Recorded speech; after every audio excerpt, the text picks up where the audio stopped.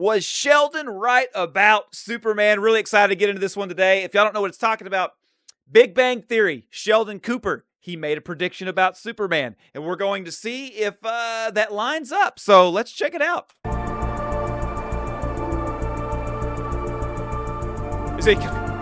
Okay, so all right. I thought I'd do this little quick video on Superman catching Lois Lane to see, does Sheldon get this right? Does the Big Bang Theory get this right? I'm actually not a huge fan of the Big Bang Theory. I've watched the occasional episode. I find it funny. My brother and my dad are big fans. Let me know in the comments if you like Big Bang Theory. I liked it for the nerd atmosphere, but when I watch it, I'm like, I really don't know how good this show actually is. I think it's fun because you like nerd stuff, so you watch it. Then you get to know the characters and you start to like them, but I don't really know how funny the show actually is, like when I think about it and really like put my brain into it. It probably hits a little too close for me.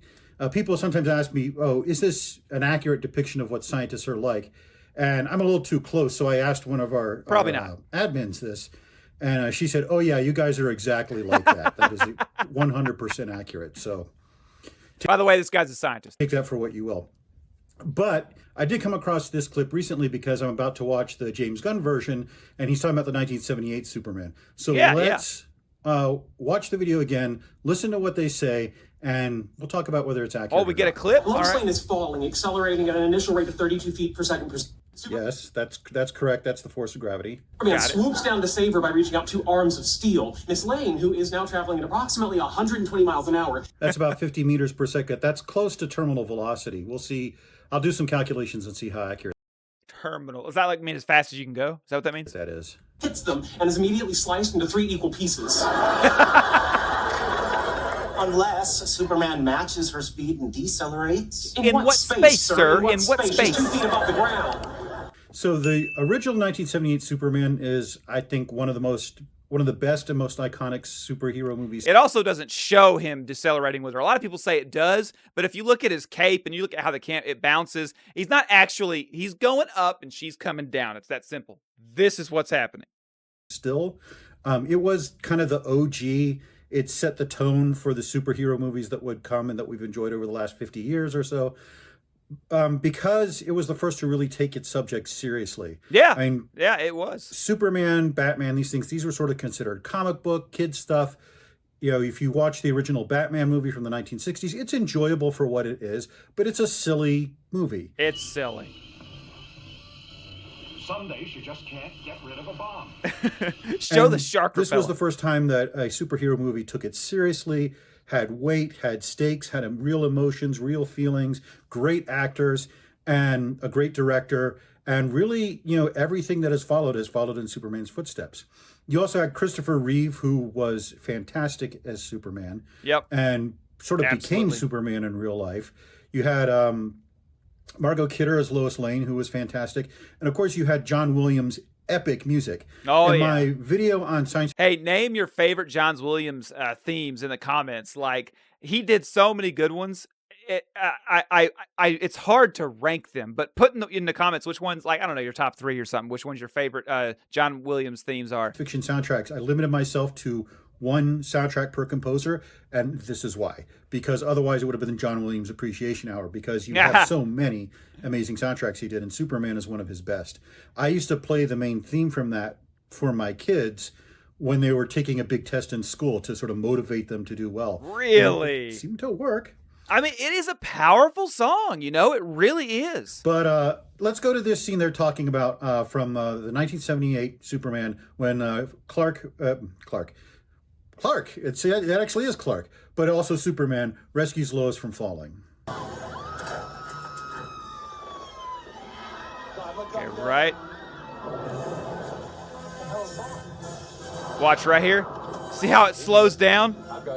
If he was slowing down like that, his cape would be going up. Not to mention, he was coming up and she was going down. So even though the camera slowed down like what was she slowing down from? He was coming straight up at her. It's like, that makes no sense. His cape would be flying up and he would have to come down this way for that to work out. Not up like this. That makes no sense. Because he would have had to have immediately stopped and gone this way, and we don't see him doing that. You've got me. Who's got you? funniest line, and I love it. I just cannot believe it. He got her. Sorry, it's just such a wonderful It scene. is. I just want to watch the rest feel of the it, movie man. right now. I feel it. But watching the clip from The Big Bang Theory, it takes me great satisfaction to say that Sheldon is wrong on many levels. Really? First of all, he's clearly not watched the movie closely. Superman doesn't catch her 2 feet from the ground. He catches her about halfway down the building.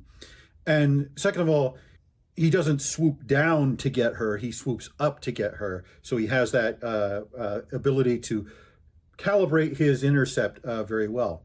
But we don't see him doing that. We just see him slamming into her. That's where the problem comes. If he was swooping down to get her, it would have he would have been able to decelerate. He would have been able to. That makes no sense. So watch what happens. I'm playing it now over here, and you can see that Superman actually does decelerate. But he's flying up. See, that's what I'm saying. That was a miss. The director, like, she's coming down. He's going up. How in the world is she going to come down? He's going to go up. He's going to catch her and go down. What? His cape didn't even go up.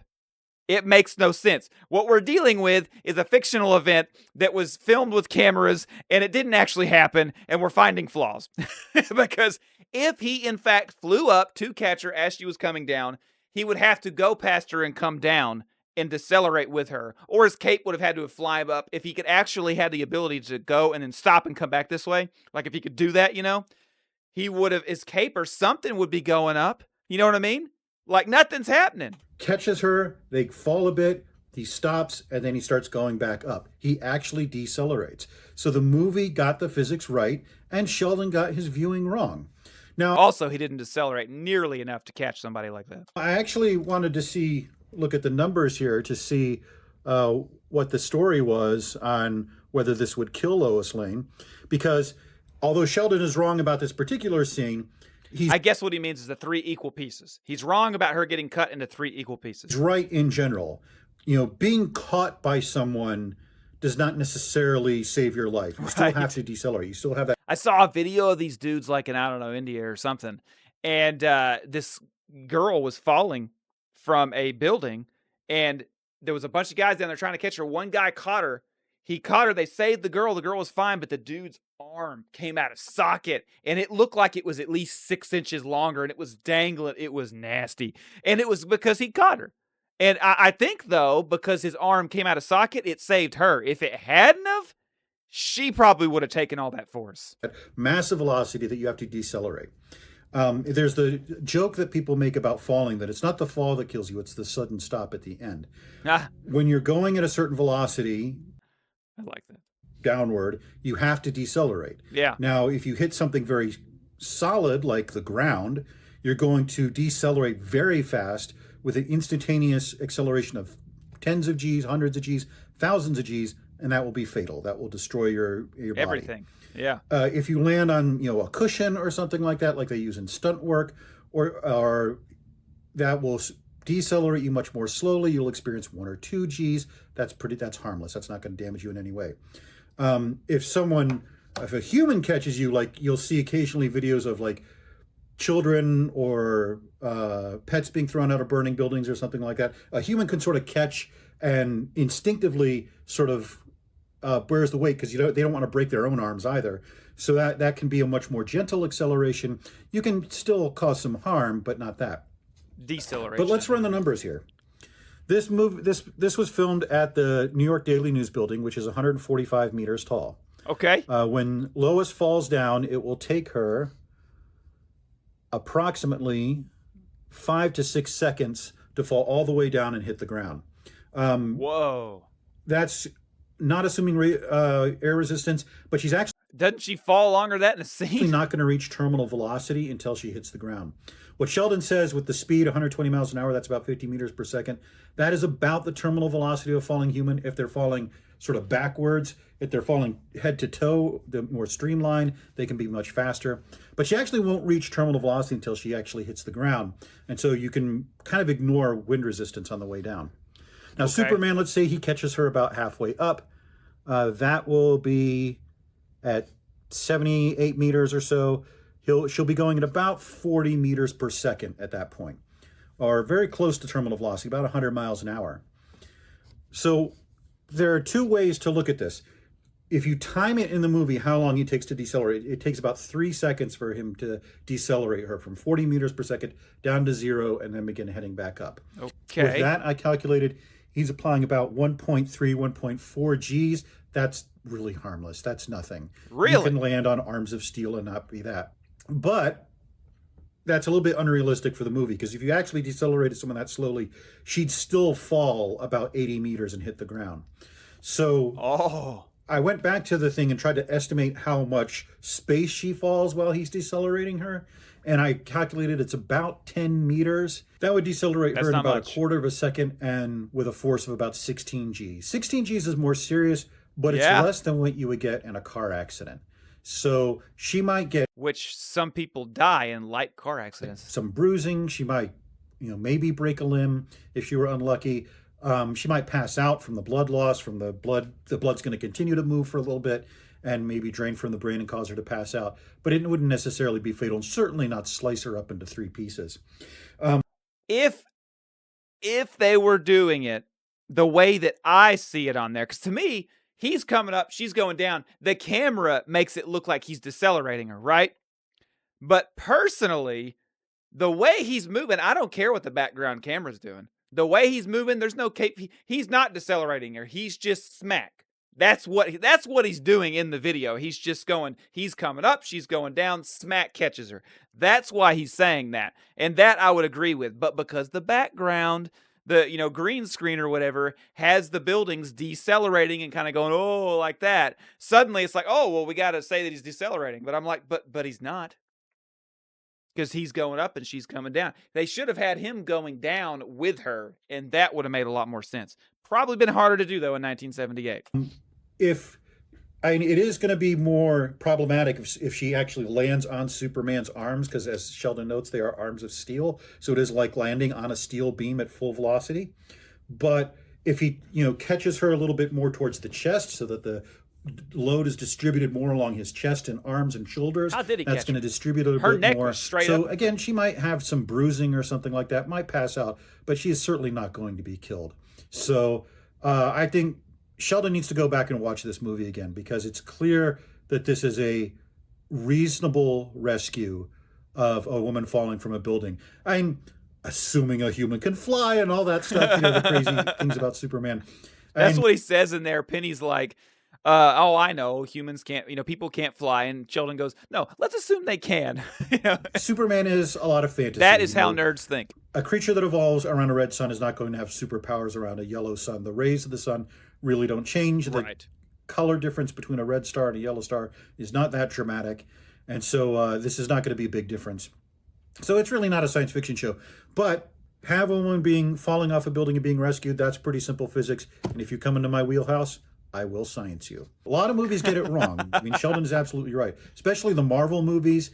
Guys, from now on, when I talk about this scene, I'm going to say that I watched The Scientist and he said that the way the movie depicts it is correct and she would have been fine. That's what I'm going to say now, because I've always said that Sheldon was right. Because when I watch the movie, I see how he's going up and I see how she's coming down. I guess we're just going to count that to movie flaws, because the camera in the background does show deceleration. It does show that, even though his cape's not going up and all that. But his cape also isn't hanging down whenever he's standing on the side of that glass, and that guy sees him. His cape is going straight this way. It should be hanging down.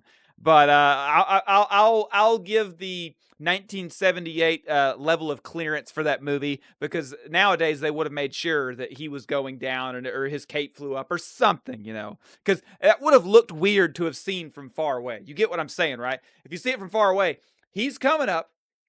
We'll do it here. Michelangelo can be Lois. Okay, so he's going up like this. She's coming down, and then boom, he stops. Instantly, he goes like this. He goes, boom, and comes down instantly, which for him would be an incredible amount of G's, but he can take them. But I don't know that we have much example that Superman can just fly and change course. You know what I mean? But he just, boom, goes that way without turning and stuff. So that's really interesting. I really like the fact that he's using science and stuff to show us. Have a tendency to have people who do not have superpowers fall and then they like flip in the air and push off of something and they're fine. Black Widow, I think, was particularly bad at this. So a lot of movies do get it wrong. But Superman 1978 did get it right. And I wish more movies would get it right. Show that deceleration that you have to absorb the fall, basically, in order to not kill someone. But again, I'm saying he was going up and she was coming down.